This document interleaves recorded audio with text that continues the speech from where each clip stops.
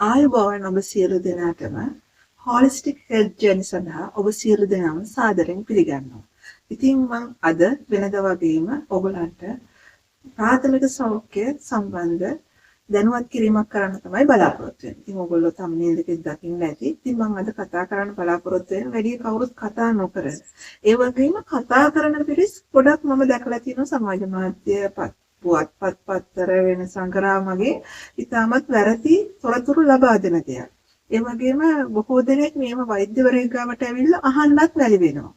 ඉතින් මම ඔයගලන්ට ඒක කතා කරන්න බලාපොරොත්තු වෙන මම හිතුවා මම MBBS වෛද්‍යවරියක් රාජ්‍ය රෝහලක සේවය කරන්න. ඉතින් මට ඕගලන්ට නිවැරදි තොරතුරු ලබා දෙන එක මගේ වගකීම කියලා මම හිතනවා. ඉතින් අපි බලමු එකින් එක මේ අපි අතර තියෙන වැරදි තොරතුරු, ඒ කියන්නේ වැරදි විශ්වාස, මිත්‍යා විශ්වාස එකින් එක දුරු කරගන්න කොහොමද කියලා. ඉතින් මම අද කතා කරන්න බලාපොරොත්තු වෙන්නේ මේ ඔසප් චක්‍රය, කාන්තාවකගේ ඔසප් චක්‍රය හා සමග බැඳුණු වැරදි තොරතුරු මොනවාද? ඒ කියන්නේ මිත්‍යා මත මොනවාද? මේවා ඇත්තටම අනාදිමත් කාලයේ තියෙන අපේ ආච්චි අම්මගෙන් අම්මට, අම්මගෙන් දුවට විදියට මේ වැරදි තොරතුරු ගලාගෙන යෑම සිද්ධ වෙනවා. ඉතින් හැබැයි මෙච්චර තාක්ෂණයේ දියුණු අද කාලෙත් මේවා විශ්වාස කරන විශාල ප්‍රමාණයක් ඉන්නවා කියලා අපි වෛද්‍යවරු විදියට ප්‍රතිකාර කිරීමේදී දැනගන්න ලැබිලා තියෙනවා. ඉතින් ඒ නිසා ඒක ඇත්තටම කනගාටුවට කාරණයක්. ඉතින් අද මේ පාසල් වල අපේ දුවා දරුවන්ට මේවා උගන්වනවා. ඒ තිබුණත් අර පරණ මතයෙන් මිදෙන්න, මිත්‍යා මතයෙන් මිදෙන්න ගොඩක් අකමැති පිරිස් ඉන්නවා. ඉතින් මම ඒ ගැන හරි තොරතුරු ඕගලන්ට දැනුවත් කරන්න තමයි බලාපොරොත්තු වෙන්නේ. ඉතින් අපි බලමු පළමුවෙන්ම මේ වැඩිවියටපත් වෙනකොට අපි දකිනවා සමාජයේ මේ දරුවන් ඇත්තටම කාමරවල දාලා වෙන් කරලා තියෙනවා. ඉතින් මම එක එක සමාජවල පවතින කල්චරල් දේවල් කියන්නේ අපි කියනවා සංස්කෘතික විශ්වාසයන් වලට මුකුත් පහරක් එල්ල කරන්නවත් ඒවා මේ ක්‍රිටිසයිස් කරන්නවත් බලාපොරොත්තු වෙන්නේ නැහැ. නමුත් වෛද්‍ය විද්‍යාත්මකව කියන්න තියෙන මේ ගහන දරුවෙක් අනවශ්‍ය ලෙස කාමරයක හිර කරලා තියෙන එක යාගේ මනෝ සමාජීය සංවර්ධනයට වැරදි විදියට බලපාන්න පුළුවන්. ඒකෙන් සෞඛ්‍ය හානියක් ඒ දරුවට ලැබෙන්න පුළුවන්. ඇත්තටම දවසක් දෙකකට වඩා සමහර වෙලාවට සති දෙක තුන මාසෙ වගේ එහෙම රඳවලා තියෙනවා අපි දකිනවා. ඉතින් ඒක කිසිම විද්‍යාත්මක පදනමක් නැහැ. ඒක තනිකරම විශ්වාස විතරයි තියෙන්නේ. ඉතින් අපේ සංස්කෘතිය හා බැඳුණු විශ්වාස. ඉතින් ඒකෙන් දරුවට හානියක් වෙනවා නම් ඒ වගේ දේවල් සුදුසු නෑ කියලා මම හිතනවා. ඉතින් ඇත්තටම සමහර වෙලාවට මෙච්චර දවස් තියාගන්න කියලා අහුවාම අපි වෛද්‍යවරු විදියට මේ කියනවා ඉතින් ડોක්ටර් මේ දිනයක් නැකතක් තිබුණේ නැහැ. එහෙම නැත්නම් ළඟ නැකතකට අපිට මේ උත්සවයක් ලෑස්ති කරගන්න විදිහක් නැහැ. ඉතින් ඒ වගේ දේවල් ඇත්තටම තම කනගාටුදායකයි. ඒ වගේම තමයි තම කනගාටුදායක තත්ත්වය තමයි වෛද්‍යවරු විදිහට අපි ගාවට ඒ දරුවට අසනීපයක් හැදුනත් එක්කන් එන්නේ නැහැ. ડોක්ටර් මේ ළමයා වැඩි වියටපත් වෙලා ඉන්න විදිහක් නැහැ. මෙන්න මේ ලෙඩ තියෙනවා. මෙයාට මේ ප්‍රතිකාර කරන්න. ඉතින් දරුවා අසනීප වුණත් අරන් එන්න. ඉතින් වෛද්‍යවරු විදිහට අපිට රෝගියා පරීක්ෂා නොකර හරි ප්‍රතිකාරයක් කරන්න බෑනේ. අපි දැඩි අපහසුතාවයටපත් වෙනවා. ඉතින් අපි කියනවා ඒක වගේ නෙමෙයි. දරුවා අනිවාර්යෙන් අරන් එන්න වෛද්‍යවරයා ගාවට කියලා. සමහර වෙලාවට මාරාන්තික අසනීපයක් වෙන්න පුළුවන් මේ දරුවට වැළඳිලා තියෙන්නේ. ඉතින් අපි ඒ ගැන විශේෂයෙන්ම අවධානය යොමු කරන්න ඕන මේ මිත්‍යා මත නිසා නිවැරදි වෛද්‍ය උපදෙස් ලබා ගන්නත් නොපැමිණීම ගැන. ඉතින් අදටත් මම සමාජයේ ඇත්තටම මම බස්නාහිර පළාත සේවය කරන්නේ ඒත් අපි මේ தත්ත්වය දකිනවා. ඉතින් ඊට වඩා දුර බැහැර ප්‍රදේශවල ඒක වැඩිද කියන්න මම ඇත්තටම දන්නේ නැහැ. මම රිසර්ච් එකක් කරේ නැහැ ඒ සම්බන්ධව. ඉතින් ඒ ගැන මම විශේෂයෙන් අපි අම්මලාට කියන්නේ එහෙම කිසිම ප්‍රශ්නයක් නැහැ. දරුවට අසනීපයක් තියෙනවා නම් වහාම වෛද්‍යවරයෙක් ගාවට එක්කන් එන්න මේ වැඩි විය ප්‍රමුණා ගේ ඇතුලේ ඉන්නවා එළියට ගන්න හොඳ නැහැ කියන එක ඉතාලම මිත්‍යා මතයක්. ඉතින් ඒ නිසා දරුවගේ සෞඛ්‍ය අනතුරේ දාන්න එපා මේ වගේ මිත්‍යා මත නිසා. අනිත් දේ තමයි මේ දරුවෝ ඇත්තටම සෑහෙන සපව වෙනවා. ඒ කියන්නේ විඳවනවා කන්න බොන්න දෙන එක සම්බන්ධව. මේ වැඩි වියටපත් වුණාම ගොඩාක් අය මොනවද කන්න බොන්න හොඳ නැහැ කියන්නේ. තෙල් ಜಾති කන්න එපා කියනවා. ඊළඟට වෙන බැදුම් ಜಾති කන්න හොඳ නැහැ කියනවා. ඉතින් මේකේ කිසිම සම්බන්ධයක් නැහැ මේ ආර්තව චක්‍රයත් එක්ක. මොකද ආර්තව චක්‍රය ආහාර මාර්ග පද්ධතියෙන් වෙනස් තමයි වෙන්නේ. ඔයගොල්ලෝ ගොඩක් අය දැන් විද්‍යාවට ඉගෙන ගන්නවානේ නේද? අපි සාමාන්‍ය පෙළ දක්වාත් ඉගෙන ගන්නවා. ඉතින් එතකොට පැහැදිලිව කියනවා ගැටලුවක් නැහැ කියන එක ඇත්තටම උගන්වනවා පාසල්වල. ඒත් නමුත් අපි දකිනවා මේ තාම සමහරවිට මේ සෞඛ්‍ය ශාස්ත්‍ර වලට සම්බන්ධ අය පවා මේ කාලේදී හොඳ නැහැ කියලා තෙල් ಜಾති, තෙල් ආහාර, බෙදුම් ආහාරට ගන්න. මොකද ජීවිත කාලෙම මේ බඩේ කැක්කුම් ඇති වෙන්න පුළුවන් කියලා. ඉතින් ඒකේ කිසිම සම්බන්ධයක් නැහැ. අපේ ආහාර ජීවන පද්ධතිය කියන්නේ වෙනම පද්ධතියක්. ඒ වගේම මේ මෞත්‍රලිංගික පද්ධතිය කියන්නේ වෙනම පද්ධතියක්. ඒ දෙකේ කිසිම සම්බන්ධයක් නැහැ. දෙකම බඩේ තිබුණාට. ඉතින් ඒ නිසා ඒකේ කිසිම සත්‍යයක් නැහැ. වැඩි වියටපත් වෙච්ච වෙලාවක හෝ එහෙම නැත්නම් උසස් චක්‍රයේ තියෙන වෙලාවක ඕනෑම කෑමක් Tamanට ඇලර්ජි එකක් එහෙම නැත්නම් අසාත්මිකතාවයක් නැති ඕනෑම මේ පරිභෝජනය කළ හැකි ආහාරයට ගන්න පුළුවන්.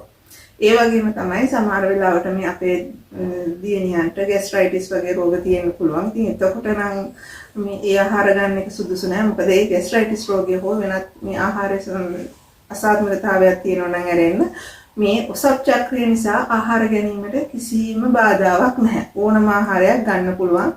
පෝෂදායී විදිහට ආහාර අරගෙන නිරෝගීව ඉන්න එක තමයි විශේෂයෙන් වැදගත්. අනිත් එක තමයි මේ දරුවන් මේ මාස ගණන් නාවන්න නැතුව එහෙම නැත්නම් සති ගණන් නාවන්න නැතුව තියෙනවා මේ නැගතකට නාවන්න කියලා. ඉතින් මේ මෙච්චර කල් නොනාවා තිබීමෙන් අපි දකිනවා මේ දරුවන්ගේ ශරීරවල කුෂ්ඨ රෝග, දද රෝග වගේ දේවල් ඇවිල්ලා ඊටාම අපිරිසිදු වෙලා තියෙනවා. ඉතින් ඒ නිසා එහෙම කරන්න කිසිම අවශ්‍යතාවයක් නැහැ. ඉතින් මම මේ කියන්නේ ඒකයි වෛද්‍ය විද්‍යාත්මකව මෙච්චර දවසක් ඒ කියන්නේ සති ගණනක් නිවාසය ඇතුළේ තියාගෙන නාවන්නේ නැතුව කන්න බොන්න දෙන්නේ නැතුව හරියට තියාගන්න එක ඇත්තටම මේ ළමයින්ට කරන ලොකු හැරස්මන්ට් එකක්. ඒ කියන්නේ හානියක් එතෙන් සිද්ධ වෙනවා. බොහෝ දෙනෙක් මේවා දැනගත්තත් එකපාරට වෙනස් කරන්න අකමැති. එක්කෝ තරුණ මව්වරු මේවා විශ්වාස නොකරත් එයාලගේ මව්වරු ඒ කියන්නේ ආච්චි අම්මා බණි එහෙම නැත්නම් වෙන ඥාති ලොකු අම්මා කෙනෙක් එහෙම නැත්නම් ලොකු නැන්ද කෙනෙක් බණි ඒ වගේ දේවල් තමයි කියන්නේ. හන්ද මට මුක් කරන්න විදිහක් නැහැ.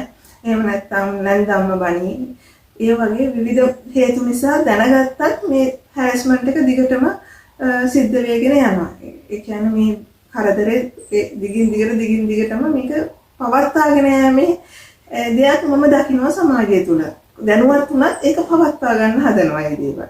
ඉතින් ඒ නිසා ඒ ගැන විශේෂයෙන් අවධානය යොමු කරන්න කියලා මම ඉල්ලා සිටිනවා. ඒකේ කිසිම අවශ්‍යතාවයක් නැහැ.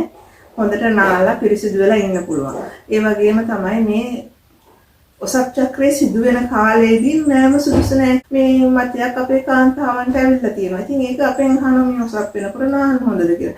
ඇත්ත වශයෙන්ම ඒ දවස්වල තමයි විශේෂයෙන්ම නාන්න ඕන. නාලා පිරිසිදු වෙලා තියාගන්න ඕන. එහෙම නැත්තම් මොකද වෙන්නේ? මේ විවිධ ලෙඩ රෝග, සමී රෝග, මෙහත් විස බීජ පැතිරෙන්න පුළුවන්. ඉතින් ඒ ප්‍රදේශ හොඳින් පිරිසිදු කරලා තියාගන්න ඕන. ඉතින් ඒක තමයි මම දකින්නේ විශේෂයෙන්ම මේ වැඩි විදිහටපත් වීම විතර නෙමෙයි ඕනෑම ඔසප් චක්‍රයකදී හොඳට නාලා සාමාන්‍ය විදිහට කෑම කාලා ඉන්න පුළුවන්. ඒකේ කිසිම ගැටලුවක් නැහැ. ඊළඟට අපි ගාවට එන විශේෂයෙන්ම ප්‍රතිකාර ලබා ගන්න වෙන විශාල ප්‍රමාණයක් ඉන්නවා. ඒ සම්බන්ධව විශේෂ දැනුවත් කිරීමක් කරන්න ඕනේ. දැන් ඕගොල්ලෝ මොනවද දන්නේ මේ කාන්තාවන්ට සුදෑම කියන එක සම්බන්ධව? ඕගොල්ලෝ හිතන්නේ ඒක රෝගයක් කියලාද? ඇත්තටම මට ඕගොල්ලන්ගේ විස්තරය දැනගන්න අමාරුයි. ඕගොල්ලෝ මට පහලින් කමෙන්ට් එකක් දානවා නම් හොඳයි. මේක කලින් ඒක රෝගයක් කියලා හිතාගෙන හිටියා නම් කී දෙනෙක් එහෙම හිතන් හිටියද කියලා මගේ මේ වීඩියෝ එක බලලා. මොකද මටත් ඒක දැනගන්න කැමතියි. ඉතින් ඒ නිසා ඇත්තටම මේ සුදෑම කියන්නේ මොකක්ද? අපි දන්නවා අපි කෑම කන්න ආසයි තුනම අපේ කටට කෙලෙනවානේ. ඒ වගේ කේට ග්‍රන්ථි වල. ඒ වගේ මේ යෝනි මාර්ගයේ තියෙනවා ග්‍රන්ථීන් රසක්. ඉතින් මේ යෝනි මාර්ගයේ තියෙන ග්‍රන්ථීන් වලින් ඒ කාලවලදී කියන්නේ අපි දන්නවා මේ නව යෝනිය උදාව කියන්නේ ඇඩොලසන්ස් කියන පීරියඩ් එකේදී විශේෂයෙන් හොඳින් හෝමෝන ක්‍රියාකාරීත්වය හොඳින් සිද්ධ වෙනවා. ඊස්ට්‍රජන් හා ප්‍රොජෙස්ටරෝන් කියන හෝමෝන් ක්‍රියාකාරීත්වය. ඉතින් අපි දන්නවා ඒ අනුව මේ යෝනි මාර්ගයෙන් විශාල ශ්‍රාව ප්‍රමාණයක් නිපද වෙනවා. ඉතින් ඒව පහළට ගලා එන එක සාමාන්‍ය දෙයක්. ඉතින් ඒකේ කිසිම රෝගාබාධයක් නැහැ. ඉතින් අපි ගාවට ඇවිල්ලා ගොඩාක් වෙලාවට මේ කාන්තාව කියන ඇත්තටම විශාල ප්‍රමාණයක් එනවා. ඒක නම් සම්බන්ධව මේ ඇඟ කෙට්ටු වෙනවා කියලා. මෙයාට සුද්ධ යනවා කියලා. මේ යෝනි මාර්ගයෙන් එන ශ්‍රාවයන් හන්දා අපේ ශරීරයේ කිසි ලෙසකින් කෙට්ටු වීමක් හෝ ශරීරයේ දුර්වල වීමක් සිද්ධ වෙන්නේ නැහැ. ඉතින් ඒක අපි හොඳ ආකාරවම දැනගන්න ඕනේ. ඉතින් එහෙමනම් කටින් කෙලපිට වුණත් අපි කෙට්ටු වෙන්න එපා. එහෙම වෙන්නේ නැහැනේ. ඉතින් ඒ නිසා ඒ වගේම ඇඟෙන් යන ශ්‍රාවයක් විතරයි මේක සාමාන්‍යයෙන්. ඇඟේ හෝමෝන ක්‍රියාකාරීත්වය නිසා සිදුවන ශ්‍රාවයක් පමණමයි මේකේ තියෙන. මේකේ කිසිම හානියක් සිදු වෙන දෙයක් නැහැ. ඉතින් හැබැයි මෙහිම තත්ත්වයක් තියෙනවා. අපි ඒ වෙලාවට මේ විශාල ප්‍රමාණයක් යනකොට ඇත්තටම යට ඇඳුම් තෙමෙනවා, තෙත් වෙනවා. ඒ තත්ත්වයටපත් වෙනකොට ඒ වගේ මේ බැක්ටීරියා වලට ක්‍රියා කරන්න හොඳ උපස්තරයක් ලැබෙනවා. ඉතින් මේ නිසා බැක්ටීරියා වැඩි වශයෙන් ක්‍රියා කරන්න බලපානවා. ඉතින් ඒ தත්ත්වය මගහැර ගන්න නම් නිතර නාලා ඇඟ සෝදලා ඒ ප්‍රදේශ, ඒ කියන්නේ පෞද්ගලික ප්‍රදේශ හොඳින් සෝදලා පිරිසිදු කරලා තෙත මාතු කරලා අපිට ටිෂු එකක් එහෙම නැත්නම් වෙට් වයිප් එකක් වගේ හරි පාවිච්චි කරලා නිතරම වියලිව තියාගන්න උත්සාහ කරොත් කිසිම ගැටලුවක් එන්නේ නැහැ. එහෙම නැත්නම් මේ ප්‍රදේශයේ බැක්ටීරියා ඇති වෙන්න පුළුවන්. ඉතින් එතකොට ඒ ප්‍රදේශ වලින් ගන්ධයක් නිකුත් වෙනවා, මාළු පිටි ගන්ධයක් වගේ තත්ත්වයක්. ඒ වගේම එතන යෝනි මාර්ගයේ දිගේ ඉහළට විස බීජ ගමන් කරලා ගර්භාෂයට ඊට අමතරව අපි කියනවා ඩිම්බ කෝෂ දක්වා වුණත් මේ විස බීජ පැතිරිලා මදසරු භාවයකට වුණත් පත් වෙන පුළුවන් තත්ත්ව තියෙනවා ඉදිරියට. ඒ බැක්ටීරියා හැදිලා ඒවට ප්‍රතිකාර හරියට නොගෙන හිටියොත් විතරයි. එහෙම නැත්නම් මේ නිතරම පිරිසිදු කරලා පිරිසිදුව හිටියොත් කිසිම ගැටලුවක් සිද්ධ වෙන්නේ නැහැ. ඉතින් ප්‍රතිකාර ගන්න ඕන මේ වගේ විශේෂයෙන් දුර්ගන්ධයක් තියෙනවා නම් මේ ප්‍රදේශවල එහෙම නැත්නම් කැසීමක් තියෙනවා නම් ඕවනත් අසාමාන්‍යතාවයක් තියෙනවා නම් විතරක් ඇවිල්ලා වෛද්‍යවරයෙක් හම්බ වෙලා ඒ තත්ත්වය කියලා නිසි ප්‍රතිකාර ලබා ගන්න කියලා මම ඉල්ලා සිටිනවා. එහෙම නැතුව සාමාන්‍යයෙන් මේ ඇඟෙන් ශ්‍රාව පිට වෙන එක ශරීරය දුර්වල වෙන්නවත් ගැටලුවක් ඇති වෙන්නවත් එහෙම නැත්නම් මතකේ නැති වෙන්නවත් අප්‍රාණිකත්වයක් ඇති වෙන්නවත් එහෙම බලපාන දෙයක් නෙමෙයි. ඒකට ප්‍රතිකාර ගන්න දුවගෙන ඉන්න ඇත්තටම අවශ්‍ය නැහැ. ඉතින් ඒක තමයි මම ඊළඟට දැනුවත් කරන්න බලාපොරොත්තු වෙන්නේ. ඒ වගේම තවත් මම මේ සම්බන්ධව දැනුවත් කිරීමට දෙයක් බලාපොරොත්තු වෙනවා. ඒක තමයි මේ ඔසප් චක්‍රය සිදු වෙනකොට ගොඩාක් කාන්තාවල් හිතනවා මේ ගොඩාක් රුධිර වහනය සිද්ධ වෙන්න ඕන. මොකද බඩ සුද්ධ වෙන්න ඕන හොඳට කියලා. ඇත්තටම එහෙම කිසිම අවශ්‍යතාවයක් නැහැ. අපේ ඇඟේට රුධිරය ගොඩක් වටිනවා. ඇත්තටම ඇඟෙන් ගොඩාක් රුධිරය වහනය වෙනවා නම් ඒකෙන් හොඳක් වෙන්නේ නැහැ. අපිට හානියක් තමයි වෙන්නේ. මොකද අපේ ඇඟේ තියෙන රුධිරය අඩු වෙනකොට ඔයගොල්ලෝ දන්නවා හිමොග්ලොබින් ප්‍රමාණය අඩු වෙලා අපිට අවශ්‍ය ශක්තිය ලබා ගැනීම ඔක්සිජන් පරිවහනය ගැටලු සහගත තත්ත්වයකටපත් වෙනවා. ඉතින් ඒ නිසා අධික ලෙස රුධිර වහනය සිදු වෙනවා නම් ඒ සඳහා වෛද්‍යවරයෙක් හම්බ වෙලා ප්‍රතිකාර ලබා ගැනීම සුදුසුයි.